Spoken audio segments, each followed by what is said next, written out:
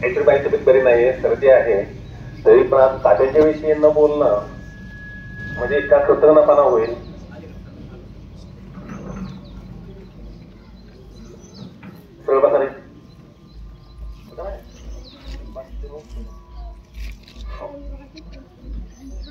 तात्यांच्या विषयी एवढं मुलांना सांगत तेवढं कमी आहे.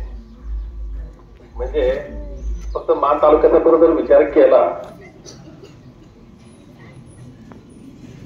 तर तुमची सुद्धा येणारी पुढची पिढी अशी म्हणेल,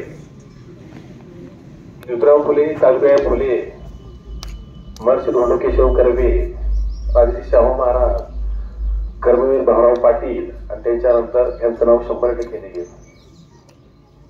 फक्त तुम्हाला काही आठवण सांगणार आहे. माझी संस्थेमध्ये एंट्री केली झाली. माझे वडील तात्यांचे चांगले मित्र आणि त्यांचं काहीतरी लपत चाललेलं गावामध्ये. मी त्यांना न्यायला तुमच्या वाटानं गेलो होतो आणि गावची काही मंडळी होती ती तात्यांना काहीतरी सांगत होते. तात्या त्यांना काहीतरी सांगत होते. कोणाला मेळ बसत नव्हता आणि मला गडबड झाली. तिथे माझ्या वडिलांना घेऊन जायचं होतं. मी म्हणलं तात्या असं नाही, असं यांचं म्हणणं असं आहे. तर तो असं होती ते. मग त्या म्हणले आपण कोण, काय बोलायचं. म्हणलं मी गुरुजीचा मुलगा आहे. हा काय करता. मला काय नाही करत.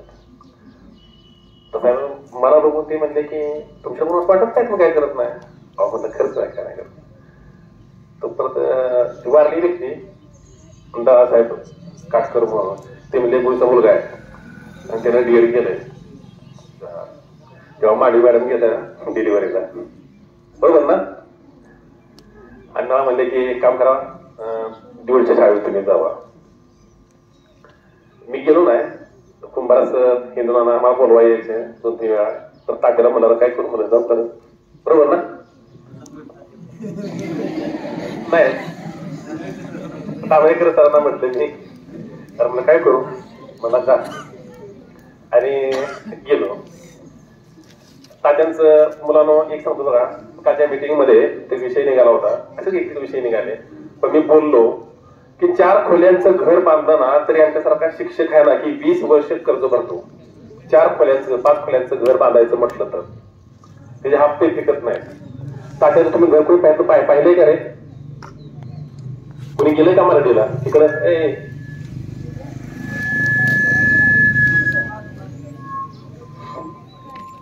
मला सांगायचं असं, स्वतःच घर त्यांनी असं आहे असं ठेवलं. फक्त एक हॉल आणि फक्त एक किचन होता. पण त्यांनी नाही, ह्या शाळा इतक्या सुंदर शाळा, इतक्या सुंदर बांधणं सोपं नाहीये. म्हणून तुम्हाला सुद्धा माझं चॅलेंज सगळं सोपं नाहीये. इतकी मोठी बिल्डिंग बांधायची, ती अशा बिल्डिंग नाही, प्रत्येक ठिकाणी अशा बिल्डिंग आहे प्रत्येक शाळेमध्ये. आणि त्यांच्यामध्ये एकच मला म्हणजे वेगळं वाटतं की का गुन्हा ठाऊ स्वार्थ जहाज सगळ्यालाच असतो, पण त्याच्या वेगळेच होते, खूप खूप वेगळे आहे. आणि मुलं शिकली पाहिजेत, मुली शिकल्या पाहिजेत. त्यांचं इतकं हे होतं. त्याने ना की भाऊराव पाटलांच्या जिथं शाळा आहे त्या ठिकाणी त्यांनी शाळा तरी काढली नाही, पैशीत नाही, कुबडामध्ये नाही, त्यांचं गाव मराठी तिथं नाही. पण यांनी शाळा अशा ठिकाणी काढल्या. आणि वडलंच का निवडलं असेल रे, कधी विचार तुम्ही करता का. खाली बघून नुसतं जमिनीकडे टोकरू नका, बोला ना. त्यांना असं कळलं ना, तेव्हा म्हटलं ना की कुकडवाडला इतकी लांब म्हणजे टाकणीतनं गटेवाडीतनं मुलं शाळेत जात आहेत, मरगवाडीतनं शाळेत जात आहेत. की मला इथल्या सगळ्या मुलांच्या याला की शिक्षणाची सोय व्हावी. आणि मुलं जायची पण मुली जात नव्हत्या, मुलीच्या शिक्षणाची सोय व्हावी म्हणून त्यांनी हा स्पॉट निवडला. बस त्यांच्या कृपेने कितीतरी मुलं शिकली, कितीतरी मुली शिकल्या, त्यांच्या आयुष्याचं कल्याण झालं. तुम्ही खूप काही त्याच्या म्हणजे 100% त्यांचं तुम्ही ह्या संस्थेत तुम्ही नाव कमवाल अशी अपेक्षा करतो. आणि 100% तुमच्यामध्ये बदल दिसतील. तुम्ही अभ्यास कराल. आणि मुलं इकडे बघा, मी तुम्हाला हे आवाहन करतोय, तुम्ही संस्थेचं शाळेचं नाव रोशन करा अशी अपेक्षा करतो. 2 शब्द बोलतो आणि तात्यांना मी आदरांजली वाहतो आणि माझे 2 शब्द संपवतो.